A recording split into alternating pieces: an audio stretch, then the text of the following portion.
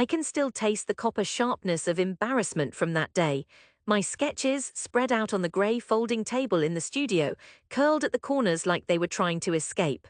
The overhead lights made harsh yellow puddles on the floor, and all around the arc of students and professors, voices started to rise, not with curiosity or encouragement, but with that bitter LA sneer.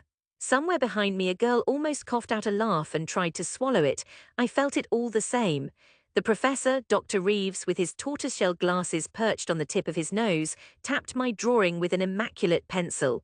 "Leon," he intoned, "I'm searching for an anchor here. Why would anyone build housing with angled glass walls in a flood-prone zone? It looks like some sort of spaceship, not a home." I could feel the blood rush beneath my skin, turning my ears red. I wanted to explain. The point was to challenge the city's endless blockiness, to embrace sunlight and space even where nature pressed against us fiercest, but each word I tried to say stuck behind my teeth. Someone else in the cluster piped up, "Why not just give up the fantasy and work for your dad's pizza joint?" There it was, the private punchline dragged out for everyone, the universe condensed in one endless, echoing snicker. I looked down at my sketches, messes of graphite and intention. My hands trembled slightly above them, and I tried to clamp the rage inside, keep it pristine and hidden, like a fault line ready to slip. Class ended sharper than it started. No one lingered. Dr. Reeves nodded, his pity as heavy as a shadow.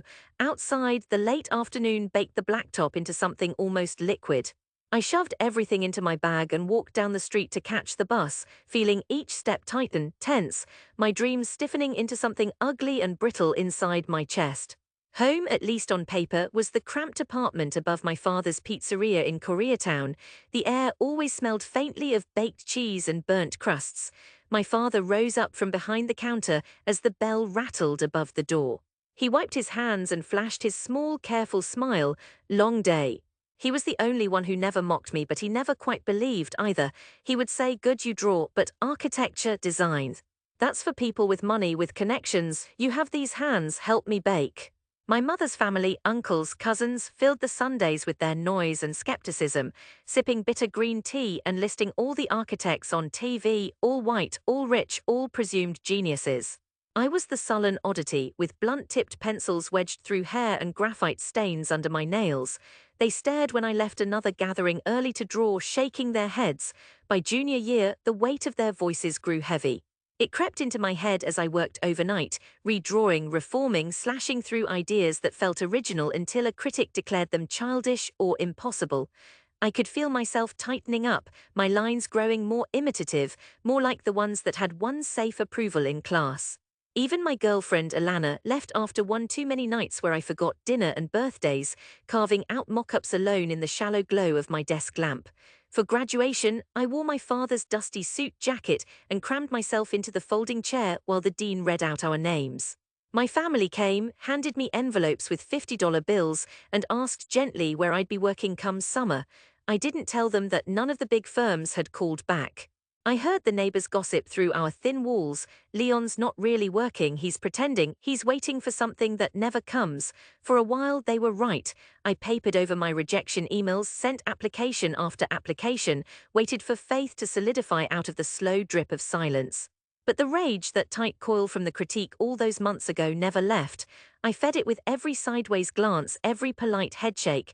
It propelled me through endless freelance gigs, renderings for kitchen remodels, pamphlets for condo sales, logo sketches for a vegan cafe on Melrose. The work was ordinary, sometimes humiliating, but I forced myself to treat it as fuel.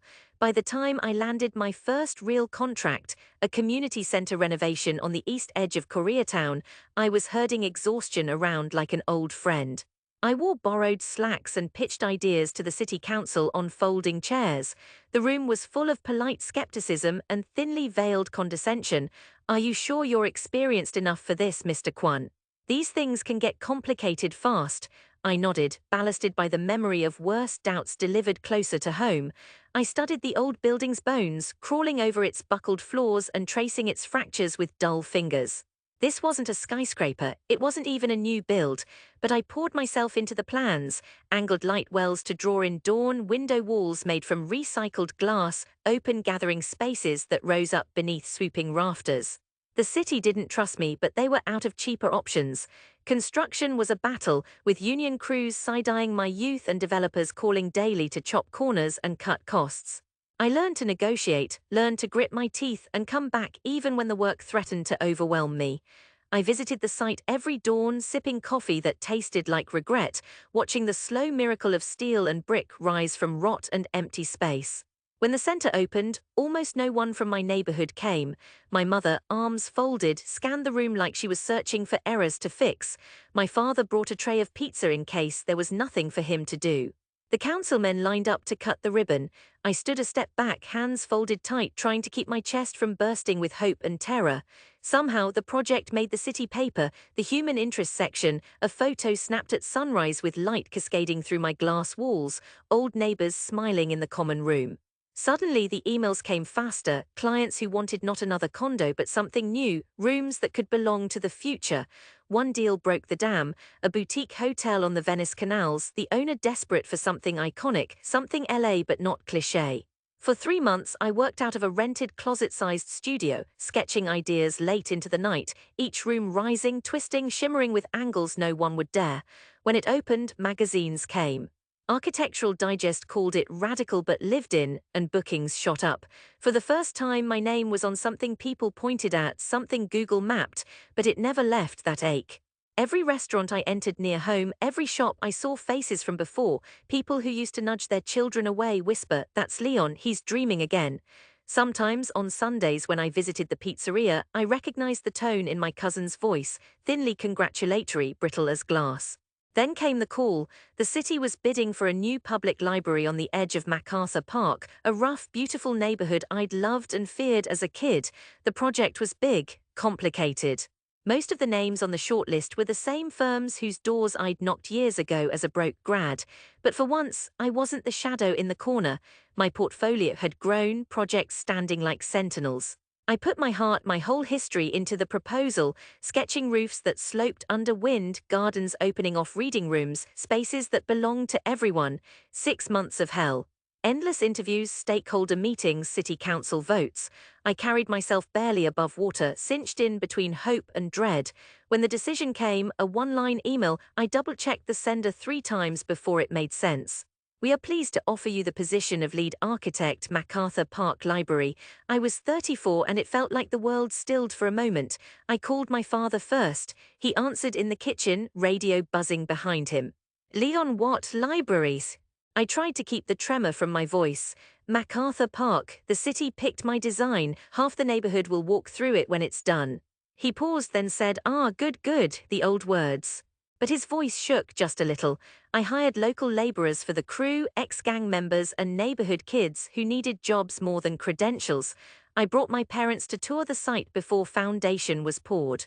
My mother complained about the dust, but when I pointed to the model, her thumb brushed the corner reverently. "Your father always said you had good hands."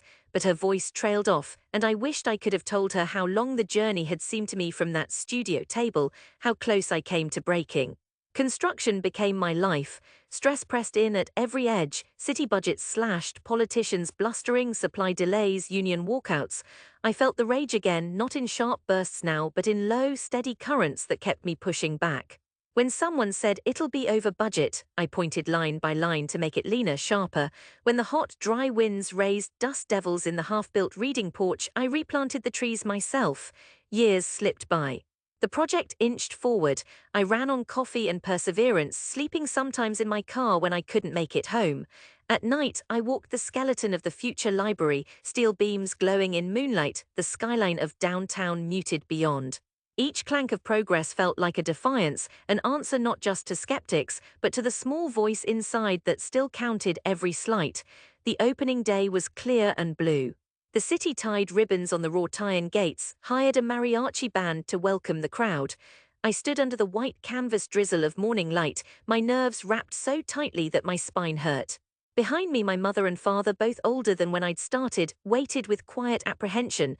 The mayor spoke, thanking visionary architects like Leon Kwan, whose design, she said, would last for generations as a bridge between past and future. Camera flashes burst like fireworks. My old professor, Dr. Reeves, hovered in the back, hair whiter, spectacles the same. He caught my eye, then looked away. A slick paper magazine had come last night for an interview. Reporters crowding with their predatory friendliness searching for sound bites, but it wasn't the city that mattered to me. It was the people from home, neighbors, uncles, the same cousins who once mocked. Girls from my high school, recent immigrants, families that looked like mine. I watched their faces as they filed into the new library, sun cascading through angled glass walls, lighting every corner in an amber haze. I could see my father's eyes widen at the reading room ceilings, the way the air felt open even as people pressed close. My old classmate Min sidled up, hands shoved in his pockets. They actually built this, his voice rang with disbelief. I nodded, the old anger flaring and subsiding in a single breath. Yeah, designed every inch of it. He whistled low, shit, Leons. Didn't know you could pull it off. I didn't correct him. I let the moment rest, savoring the stunned look on his face as he drifted toward the kid's corner, running a hand along the glass wall that everyone once said would never stand up in LA's earthquakes. A woman I hadn't seen in years, Mrs. Park, who'd always complained I left my bike in her driveway, stopped beside me, unfolding one of the program booklets. You made this, really? I told my girls nobody from our street would ever do something like this. Her voice teetered on the edge of apology and pride. My mother hovered over a librarian, asking how to get a card. My father moved ghost-like from room to room, tracing each detail. He stopped, finally, in the central atrium, where light from 100 glass panes lifted the old darkness from the floorboards. He reached out and squeezed my shoulder with his thick, flour-dusted hand. Maybe you come work here on Sundays, he murmured. Show your mother the art books. He said it as if that was his way of handing over belief, awkward, understated, impossible for anyone else to notice, but I felt the weight of it settle gently on my back. The afternoon rolled into golden LA dusk. Crowds drifted out, quieter, awestruck. Some neighbors lingered, retelling early stories, how they joked about my sketches, how stubborn I'd seemed, how ridiculous my dream once looked. Their laughter was softer now, tinged with embarrassment, but also with a note of genuine admiration. As the band packed up and the dignitaries dispersed, I wandered through the spaces alone. For a long time, I stood in the reading room, light spilling over shelves, the city beyond muted and real. I touched the glass I'd once defended, felt the cool certainty of it under my palm. I thought of that studio critique, of all the years I'd stitched myself together out of spite and hope. The rejection, the struggle, the long climb back. The skeptical faces now turning toward the thing I'd made, not because it was safe, but because I'd refused to let it be smaller than my dreams. And there in the glow and quiet I realized something had eased inside me, not rage now, only a gentle, steady joy. I walked back into the street, the familiar smells of grease and blossom drifting on the air, and turned toward home, ready for whatever came next.